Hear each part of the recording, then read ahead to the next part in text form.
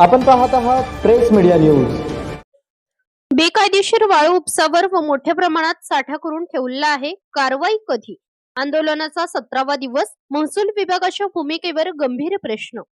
मंद्रुप तहसील हद्दीतील मौजे, भांडर, कवठे, खानापूर आणि भीमा तेलगाव येथील नदीपात्रातून वाळू मोठ्या प्रमाणात काढून मोठ्या प्रमाणात साठा करण्यात आला आहे।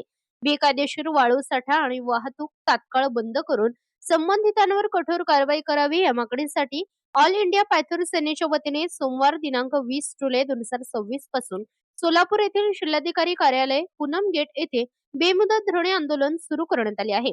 ऑल इंडिया पॅथर सेनेचे जिल्हाध्यक्ष तानाजी केशव शिवशरण यांच्या नेतृत्वाखाली सुरू असलेल्या या आंदोलनाला संघटनेचे पदाधिकारी व कार्यकर्ते मोठ्या संख्येने उपस्थित होते। भंडार, कवठे, खानापूर आणि भीमा तेलगाव परिसरातील नदीपात्रातून हायवा, टिप्पर व इतर यंत्रसामग्रीच्या माध्यमातून नियमबाह्य पद्धतीने मोठ्या प्रमाणात वाळू उपसा आणि वाहतूक सुरू असल्याचा आरोप आंदोलनकर्त्यांनी केलाय। तसेच संबंधित भागात मोठ्या प्रमाणात वाळूचा साठा करण्यात आल्याचे पुरावे प्रशासनास सादर करूनही अद्याप अपेक्षित कारवाई झालेली नसल्याचा दावा आंदोलनकर्त्यांनी केला आहे।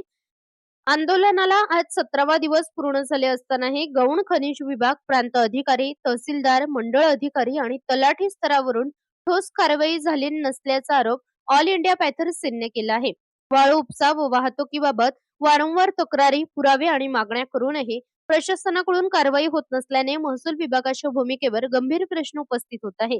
संबंधित अधिकारी व कर्मचाऱ्यांची विभागीय चौकशी करून दोषी आढळल्यास नियमानुसार कठोर शिस्तभंगाची कारवाई करावी अशी मागणी आंदोलनकर्त्यांनी केली आहे। 3 गावांच्या परिसरात मोठ्या प्रमाणात वाळूचा साठा असल्याने आंदोलनकर्त्यांचे म्हणणे आहे, प्रशासनाला याबाबत माहिती व पुरावे देऊनही प्रत्यक्ष कारवाई होत नसल्याने नागरिकांमध्ये नाराजी निर्माण होत असल्याचा दावा संघटनेने केलाय।